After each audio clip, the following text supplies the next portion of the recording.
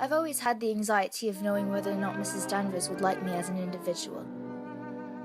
The constant torment I experienced would only entertain the thought of her not liking me.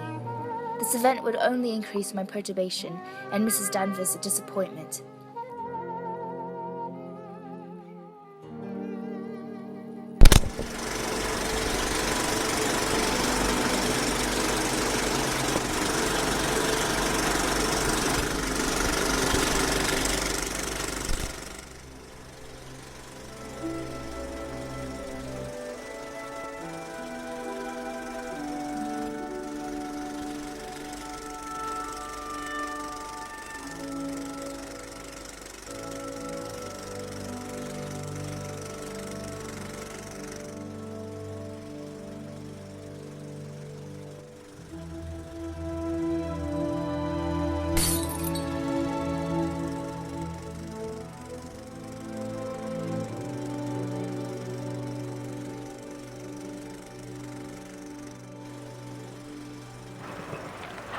Your sister, she gave me these wonderful books. Dear old Bee. Looks like you might have had a success with it. And she wouldn't pick up a book to save her life. Did she say anything about me? You mean when she came to lunch? No, I thought she might have written.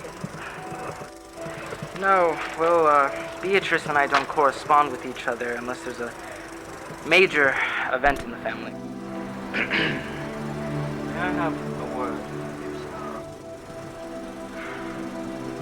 Excuse me. What is it, sir?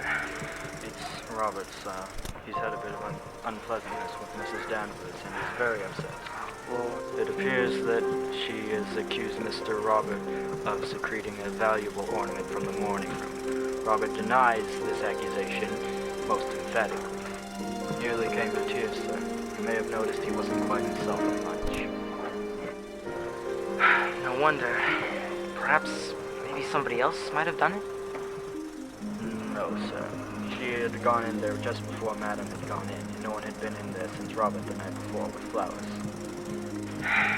Well, we'll get to the bottom of all of this. Which ornament was it? The China Cupid, sir. Oh, Lord. That's one of Manderley's treasures, isn't it?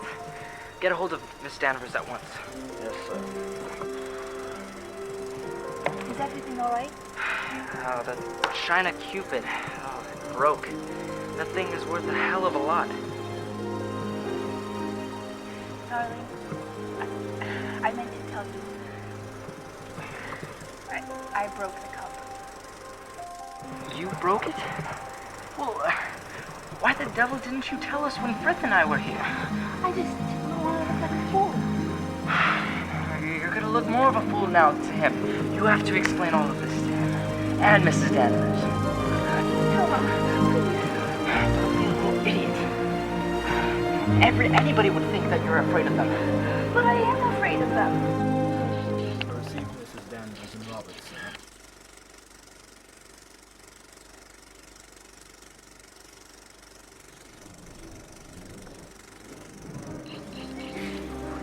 It's all a mistake, Mrs. Danvers. Apparently, Mrs. De Winter here broke the Cupid without saying anything. I apologize.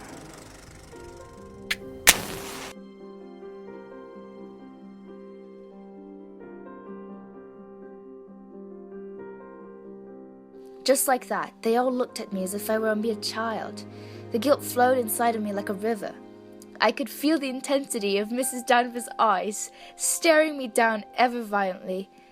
I felt as though she had known all along it was me, and accused Robert to see if I would have the courage to confess, because Rebecca would have.